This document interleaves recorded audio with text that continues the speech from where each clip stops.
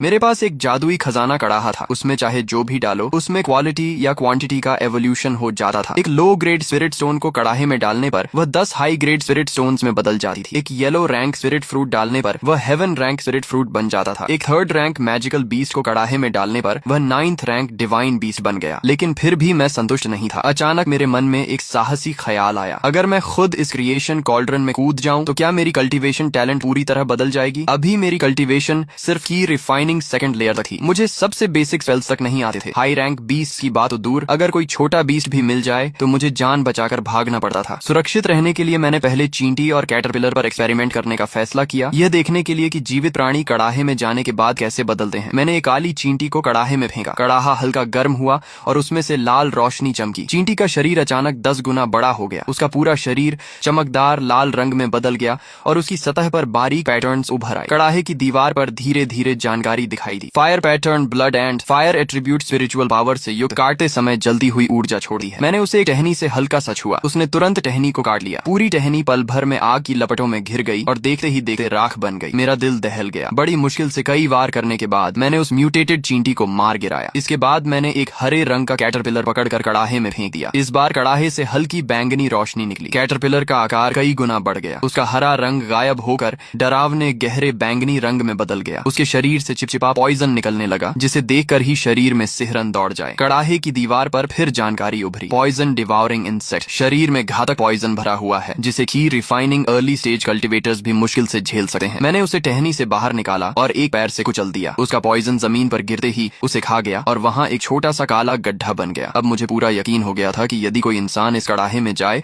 तो उसकी शक्ति में जबरदस्त छलांग लग सकती है। लेकिन मेरे मन में अभी भी एक डर था। कड़ाहे में जाने के बाद क्या मेरी स्पिरिट रूट्स बेहतर होंगी या मैं किसी इंसान और राक्षस के बीच की विकृत क्रीचर बन जाऊंगा। फिर मैंने सोचा, मैं तो वैसे भी एक low grade mixed spirit root वाला बेकार कल्टीवेटर हूँ, जिसकी कल्टीवेशन की स्पीड कछुए से भी धीमी है। अगर मॉन्स्टर भी बन गया तो भी पूरी जिंदगी बेकार रहने से बेहतर होगा। मैंने गहरी सांस ली, दिल की घबराहट दबाई और क्रिएशन कॉल्ड्रन में छलांग लगा दी। जैसे ही मैं अंदर पहुंचा, गर्म और शक्तिशाली ऊर्जा मेरे पूरे शरीर में दौड़ गई। मेरे शरीर से हल्की सुनहरी रोशनी निकलने लगी। हड्डियों से लगातार क्रैक क्रैक की आवाजें आने लगी। मेरा फिजिक आंखों के सामने बदलने लगा। कड़ाहे की दीवार पर जानकारी लगातार बदलती रही। Spirit root purification, physique enhancement और अंत में 4 सुनहरे शब्द वहीं स्थिर हो गए। Heaven tyrant body. उसी पल मेरे शरीर से तेज सुनहरी रोशनी फूटी, जो सीधे छत तक जा पहुंची। पूरी लकड़ी की झोपड़ी उसके प्रकाश से जगमगा उठी। ये ठीक नहीं था। अगर सेट के लोगों ने यह असामान्य घटना देख ली तो क्रिएशन कॉल्ड्रन का रहस्य उजागर हो जाएगा। ऐसे खजाने का मालिक होने पर मेरी जान खतरे में पड़ सकती थी। मैंने तुरंत प्रक्रिया रोक दी, पूरी ताकत से बाहर छलांग लगाई और उंगली हिलाकर कड़ाहे को छोटा करके अपने शरीर में समा लिया। फिर मैं तेजी से झोपड़ी से बाहर निकला और छत पर चढ़ गया। रात के अंधेरे में मैंने चारों ओर नजर दौड़ाई। सब कुछ शांत था, कोई असामान्यता नहीं दिखी। तब जाकर मैंने राहत की सांस ली। हेवन टायरेंट बॉडी, ये सेंट बॉडी के बाद दूसरी सबसे शक्तिशाली फिजिक थी। इसके साथ कल्टीवेशन स्पीड आम लोगों से कहीं ज्यादा होती है और शरीर की ताकत बेजोड़ होती है। अगर मैं बीच में बाहर न कूदता तो शायद सीधे सेंट बॉडी में इवॉल्व हो जाता। मुझे अपने पिछले एक्सपेरिमेंट्स याद आए, चाहे स्पिरिट स्टोन्स हों, स्पिरिट फ्रूट्स हों या फिर चींटियां और कैटरपिलर्स। कड़ाहे में जाने के बाद उनकी शक्ति लगभग 10 गुना बढ़ी थी। मैंने सोचा था कि मुझे हाई ग्रेड स्पिरिट रूट मिल जाए तो भी बहुत बड़ी ब्लेसिंग होगी, लेकिन मेरी फिजिक्स सीधे हेवन टायरेंट बॉडी तक पहुंच गई और सेंट बॉडी से बस एक कदम दूर रह गई। ये कड़ाहा जीवित प्राणियों को निर्जीव वस्तुओं से भी अधिक भयावह तरीके से इवॉल्व करता था। लेकिन खुशी के बाद मैं जल्दी ही शांत हो गया। जो पेड़ सबसे ऊंचा होता है, सबसे पहले वही आंधी का निशाना बनता है। सेंट बॉडी जैसी फिजिक बहुत ज्यादा ध्यान आकर्षित करती है। अगर इसका राज खुल गया तो साथ ही डिसाइपल्स ईर्ष्या में मुझे नुकसान पहुंचाने की कोशिश करेंगे और अनगिनत शक्तिशाली लोग भी मेरी ओर आकर्षित होंगे। तब क्रिएशन कॉल्ड्रन का रहस्य छिपाना और मुश्किल हो जाएगा। इसलिए फिलहाल अपनी फिजिक की ऑरा को दबाकर लो प्रोफाइल रहना ही सबसे सुरक्षित रास्ता था। मैं वापस झोपड़ी में गया, कुछ स्पिरिट फ्रूट्स खाए और बैठकर स्पिरिचुअल पावर को रिफाइन करने लगा। सिर्फ 2 घंटे में ही मेरी स्पिरिचुअल पावर काफी बढ़ गई और मैं की refining second layer late stage तक पहुंच गया। इसी स्पीड से चलता रहा तो कल थर्ड लेयर में ब्रेक थ्रू कर लूंगा। अगले दिन शाम को मैं अंधेरा होने पर ऑर्चर्ड की ओर गया ताकि स्पिरिट फ्रूट्स इकट्ठा करके कल्टीवेशन कर सकूं। जैसे ही मैं ऑर्चर्ड के दरवाजे पर पहुंचा, मैंने देखा कि कुछ हैंडीमैन डिसाइपल्स मेरी तरफ आ रहे हैं। उनके आगे लिनफील्ड एरिया का नेता श्योंगबा चल रहा था। यह आदमी हमेशा दूसरों पर अत्याचार करता था और कमजोर डिसाइपल्स को सताता था। मेरा दिल बैठ गया, लेकिन मैंने सम्मान दिखाने का नाटक किया। बेयर ब्रदर, क्या आप लोग ऑर्चर्ड की इंस्पेक्शन करने आए हैं? इंस्पेक्शन की ऐसी की तैसी, हम लोगों का कुछ खाने का मन है। तुम्हारे ऑर्चर्ड से कुछ स्पिरिट फ्रूट्स लेने आए हैं। मैंने गुस्सा दबाकर मुस्कुराते हुए कहा, बेयर ब्रदर, रात के खाने के बाद सेक ने already yellow rank low grade spirit fruits बांटे हैं। ज्यादा खाने से स्पिरिचुअल पावर अनस्टेबल हो सकती है और कल्टीवेशन पर बुरा असर पड़ेगा। ज्यादा बकवास मत कर, जितने कह रहे हैं उतने तोड़ और जल्दी से कई दर्जन स्पिरिट फ्रूट्स लेकर आ। मिड ग्रेड स्पिरिट फ्रूट्स तोड़ना, अगर किसी ने लो ग्रेड ग्रेड तोड़े तो मैं उसकी टांगें तोड़ दूंगा। चोंगबा का चेहरा सख्त हो गया और उसने सीधे मेरे चेहरे पर जोरदार थप्पड़ मार दिया। वह पहले से ची रिफाइनिंग थर्ड लेयर में था, इसलिए उस थप्पड़ की ताकत बेहद ज्यादा थी। मैं लड़खड़ाकर पीछे गिर पड़ा